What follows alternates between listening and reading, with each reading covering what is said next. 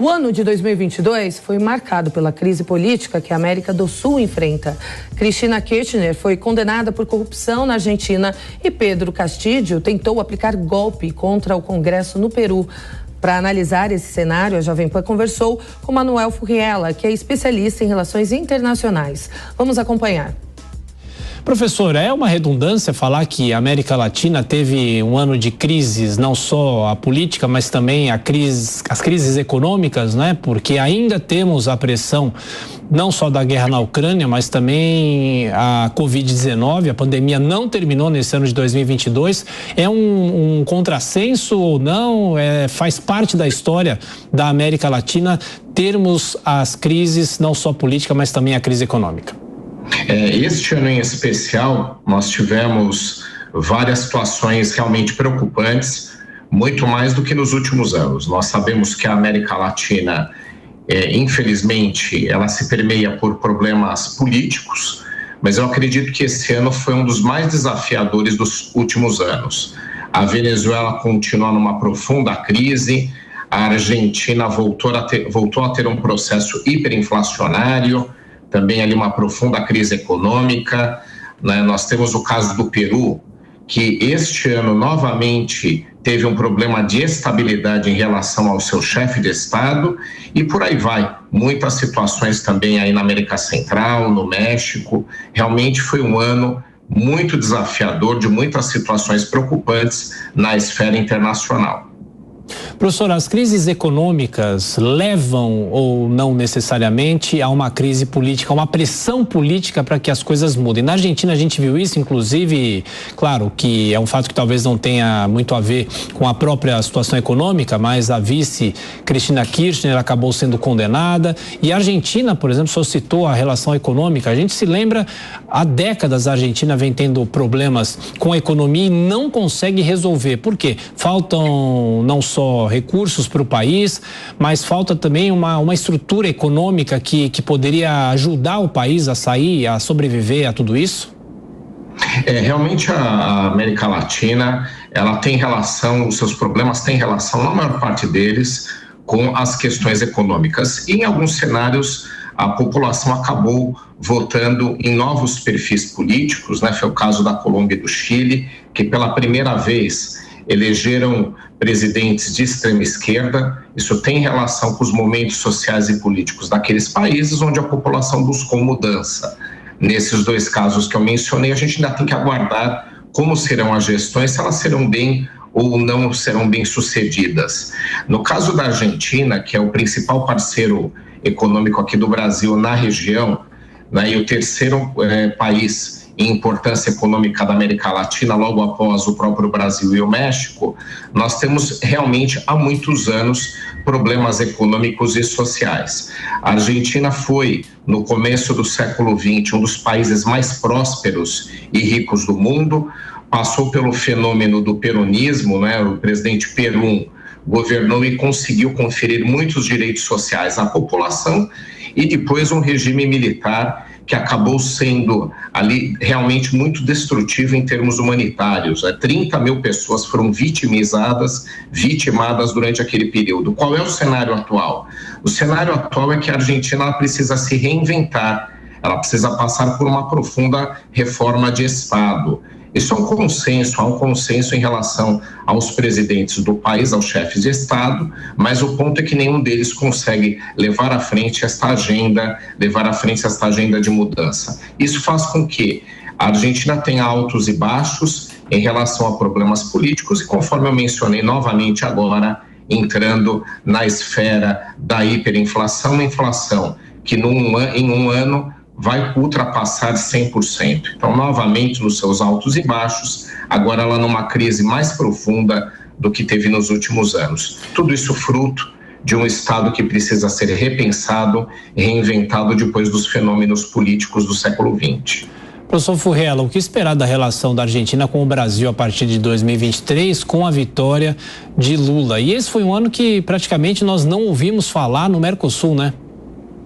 Exatamente, o Mercosul ele se desidratou, alguns países membros do Mercosul, o próprio Brasil é um dos responsáveis por isso, o Brasil começou a se voltar para outras agendas, né? Uma delas é fazer com que a gente leve adiante o nosso ingresso na OCDE, que é a Organização das Grandes Economias Internacionais. Então o Brasil começou a se desinteressar, e também por conta das crises econômicas. Então, se você tem aí, né, um bloco onde tem a Venezuela, que apesar de suspensa, ela faz parte do projeto, né, numa crise muito grande, economias menores como o Uruguai e o Paraguai, que não ditam propriamente as principais regras, já que tem lá o Brasil e a Argentina como os principais integrantes. Então a crise argentina, a crise venezuelana e também um novo interesse do Brasil na OCDE desidrataram a agenda do Mercosul. Ele mantém aí algumas das suas políticas que foram estabelecidas há décadas atrás, mas não conseguiu levar adiante um aprofundamento. Isso prejudica até mesmo a nossa reaproximação com a União Europeia, já que o acordo com a União Europeia é um acordo do Mercosul e não do Brasil. Então o Brasil tem que repensar propriamente como vai seguir adiante no Mercosul, e talvez agora o futuro presidente Lula, que tem mais apreço por essa agenda e é muito mais próximo do governo argentino, faça com que a gente retome uma reaproximação, um realinhamento do Mercosul.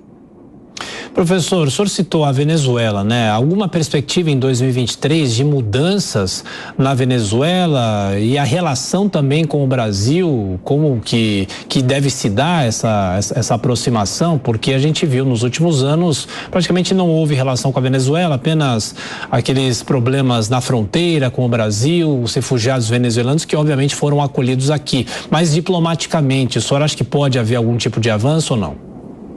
Em termos de perfil dos presidentes, né, alguns analistas veem uma proximidade entre Nicolás Maduro e o presidente Lula, mas na verdade todos os países, mesmo aqueles de esquerda ou os governos de esquerda, eles se afastaram da Venezuela. A Venezuela segue uma agenda autoritária. Para muitos países trata-se propriamente de uma ditadura, mas é um país que, além de estar em profunda crise econômica, desrespeita em larga escala os direitos humanos. Então, não necessariamente, né, o futuro presidente Lula vai se reaproximar de Nicolás Maduro, apesar de o governo venezuelano se autodeclarar de esquerda.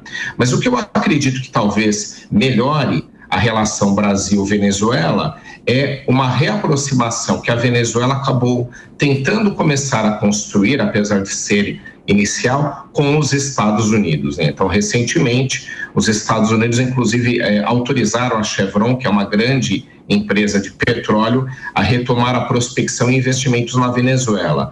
Tanto é verdade que aumentou substancialmente a produção de petróleo naquele país. Então, talvez essa reaproximação faça com que o governo da Venezuela comece a se reformular, realizando finalmente eleições livres, né, eleições limpas no futuro, e a partir daí o Brasil também tem oportunidade de se reaproximar.